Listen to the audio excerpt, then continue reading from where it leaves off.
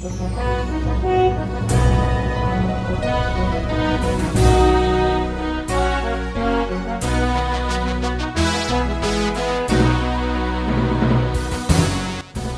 bagi saudara sekalian. Marilah kita siapkan hati dan pikiran kita untuk menyambut firman Tuhan. Kita berdoa. Kasih karunia dan damai sejahtera dari Allah Bapa kita dan dari anaknya Tuhan Yesus Kristus menyertaimu. Amin. Jemaat yang dikasihi Tuhan, firman Tuhan yang menjadi khotbah dalam ibadah kebaktian rumah tangga episode Minggu tanggal 25 Agustus tahun 2024 tertulis dalam kitab Mazmur pasal 34 ayat 16 hingga ayat 23. Beginilah firman Tuhan. Mata Tuhan tertuju kepada orang-orang benar dan telinganya kepada teriak mereka minta tolong. Wajah Tuhan menentang orang-orang yang berbuat jahat untuk melenyapkan ingatan kepada mereka dari muka bumi. Apabila orang-orang benar itu berseru-seru, maka Tuhan mendengar dan melepaskan mereka dari segala kesesakannya. Tuhan itu dekat kepada orang-orang yang patah hati, dan Ia menyelamatkan orang-orang yang remuk jiwanya. Kemalangan orang benar banyak, tetapi Tuhan melepaskan dia dari semuanya itu. Ia melindungi segala tulangnya, tidak satu pun yang patah. Kemalangan akan mematikan orang fasik, dan siapa yang membenci orang benar akan menanggung hukuman. Tuhan membebaskan jiwa hamba-hambanya, dan semua orang yang berlindung padanya tidak akan menanggung hukuman. Demikian pembacaan firman Tuhan. Saudara yang terkasih, hidup dalam penyertaan Tuhan adalah impian dan harapan kita semua. Kita berharap di sepanjang hidup ini kita selalu merasakan kehidupan yang penuh dengan sukacita, jauh dari beragam pergumulan dan masalah. Namun itu adalah pengharapan, tentunya tidak salah. Namun apa yang terjadi sering tidak seperti yang kita duga. Ada kalanya masalah dan pergumulan itu datang secara tiba-tiba, bahkan datang silih berganti. Lalu apakah kita selaku umat yang percaya akan menyerah begitu saja?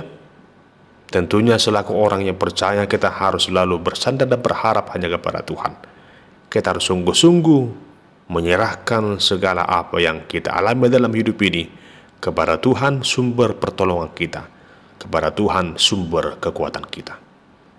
Demikian halnya yang kita lihat lewat firman Tuhan saat ini adalah suatu nyanyian pujian Daud atas kebesaran Tuhan yang memberikan segala yang terbaik baginya.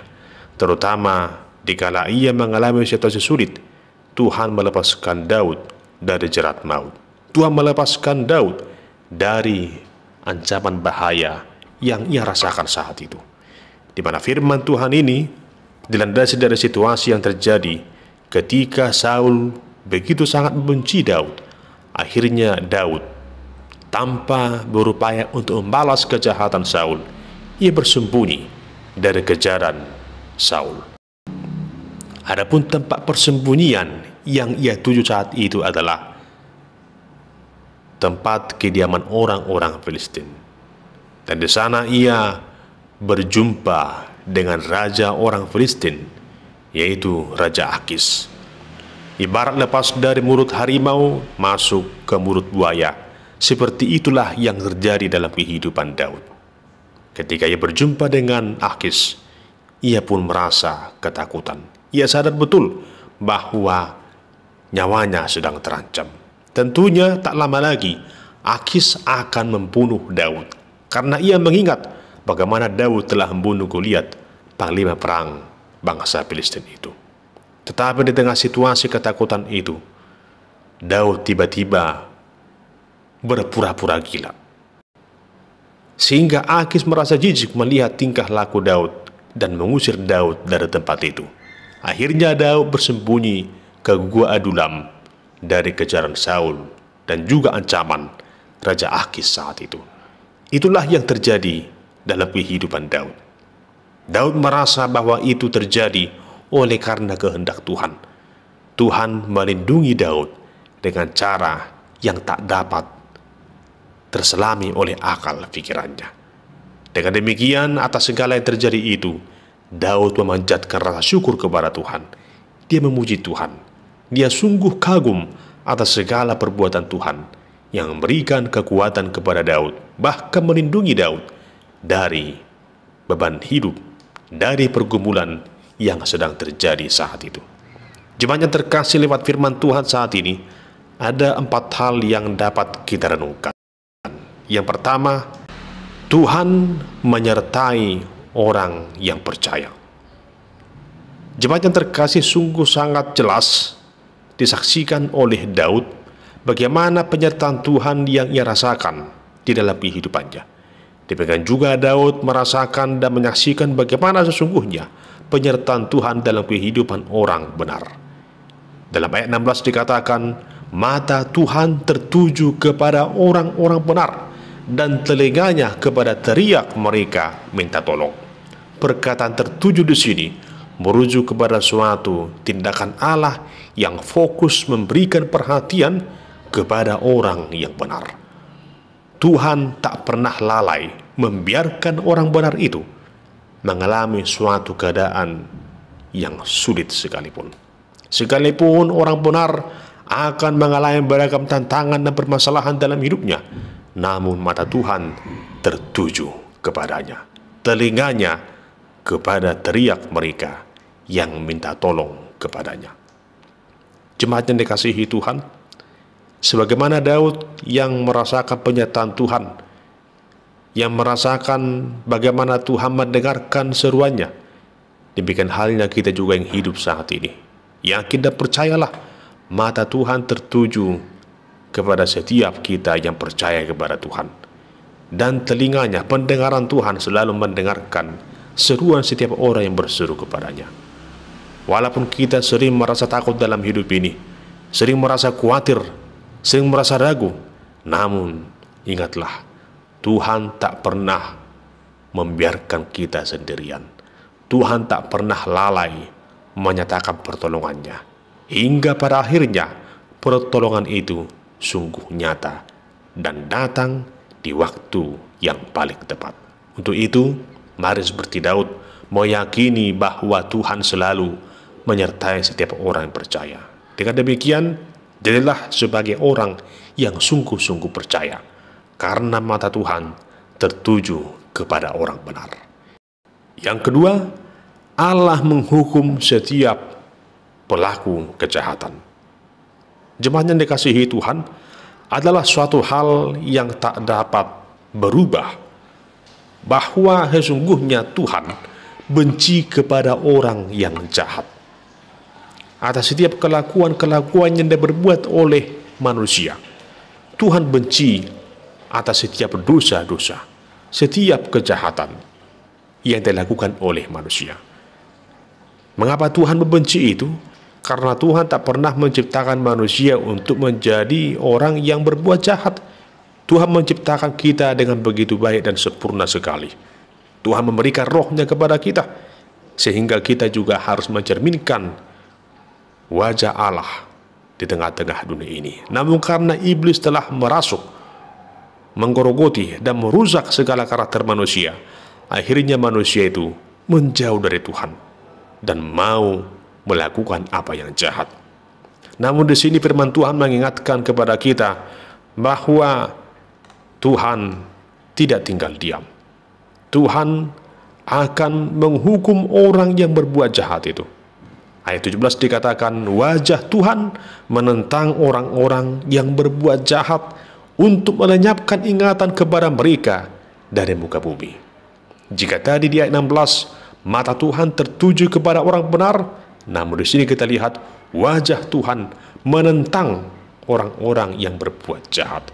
Kata menentang di sini merujuk kepada suatu tanda murka Allah yang sungguh benci atas setiap perbuatan jahat. Oleh karena itu, mari menjadi pribadi yang menjauhkan diri dari segala hal yang jahat, agar jangan sampai wajah Tuhan menentang kita, agar jangan sampai Tuhan merancangkan penghukuman atas setiap tindakan kejahatan yang kita lakukan. Lihatlah, sungguh Tuhan itu adil. Tuhan tak pernah membiarkan orang yang jahat selalu tinggal dalam kejahatannya. Namun Tuhan akan menegur, bahkan menghukum. Seperti teguran dan hukuman yang Tuhan berikan kepada Saul. Lihatlah bagaimana Saul ketika dia menjauh dari Tuhan, roh Allah meninggalkan Saul. Lalu roh jahat merasuk dalam kehidupan Saul, membuat dia tidak nyaman. Jiwanya, hidupnya diporak-porandakan oleh roh jahat itu. Demikianlah orang yang jauh daripada Tuhan. Wajah Tuhan menentang orang yang jahat. Untuk itu sebagai orang yang percaya, ini merupakan suatu perenungan bagi kita, agar kita selalu melakukan apa yang baik dan menjauhkan segala yang jahat. Yang ketiga, Tuhan mendengarkan seruan orang benar. Jemaat yang terkasih, dalam ayat 18 dikatakan, apabila orang-orang benar itu berseru-seru, maka Tuhan mendengar dan melepaskan mereka dari segala kesesakannya. Mungkin ada begitu banyak orang bertanya-tanya dalam hidupnya di saat ia bergumul. Ia merasa Tuhan tidak peduli kepadanya. Tuhan tidak mendengarkan apa yang ia rasakan itu. Yang menjadi pertanyaan adalah apakah benar-benar orang tersebut sudah berseru kepada Tuhan. Jangan-jangan dikala kita sedang mengalami situasi yang sulit itu, kita justru bersungut-sungut. Kita berharap Tuhan menolong kita, namun kita lupa berseru kepadanya. Di sini firman Tuhan mengingatkan, apabila orang-orang benar itu berseru-seru, maka Tuhan mendengar. Hal ini mengingatkan kita agar di tengah situasi yang sulit sekalipun, jangan pernah lupa untuk berseru kepada Tuhan. Berseru kepada Tuhan berarti memanggil nama Tuhan, meyakini bahwa seruan kita itu akan Tuhan dengarkan, meyakini seruan kita itu, permohonan kita itu akan Tuhan berikan kepada kita, meyakini bahwa Tuhan yang mendengarkan seruan itu akan melepaskan setiap orang dari segala kesesakannya. Seperti Daud, Tuhan lepaskan dari kesesakan itu. Di tengah situasi yang tak pernah ia pikirkan, ternyata Tuhan mampu melepaskan Daud dari ancaman mara bahaya sekalipun. Bahkan dari dua ancaman sekaligus, dari Saul maupun dari Raja Akis. Tuhan mendengarkannya, Tuhan melepaskannya. Maka demikian halnya juga dengan kita. Di saat saudara berseru kepada Tuhan, Dia akan mendengarkanmu. Percayalah bahwa Tuhan akan selalu mendengarkan orang yang berseru kepadanya. Yang keempat, Tuhan itu dekat kepada orang yang patah hati. Saudara terkasih, sering kita merasakan jiwa ini penuh dengan kepenatan, bahkan seolah remuk rasanya. Kita ibarat orang-orang yang patah hati. Oleh karena beragam pergumulan, kita merasa kecil hati, merasa patah hati, merasa tersingkirkan, merasa betul-betul tidak mampu menghadapi semuanya itu. Tetapi lihatlah, Tuhan itu tidak menjauh dari kita. Justru Tuhan dekat kepada orang yang patah hati. Sangat berbeda dengan apa yang sering kita alami. Saudara terkasih, di tengah dunia ini, bisa saja kita memiliki banyak kerabat dan sahabat. Tetapi sahabat yang sejati hanya satu, yang setia sampai akhir, yaitu Tuhan Yesus Kristus. Dikala susah ataupun senang, Tuhan selalu ada bagi kita. Sekalipun kita punya banyak sahabat, namun mereka hanyalah sahabat sementara. Walaupun juga memang kita butuh mereka.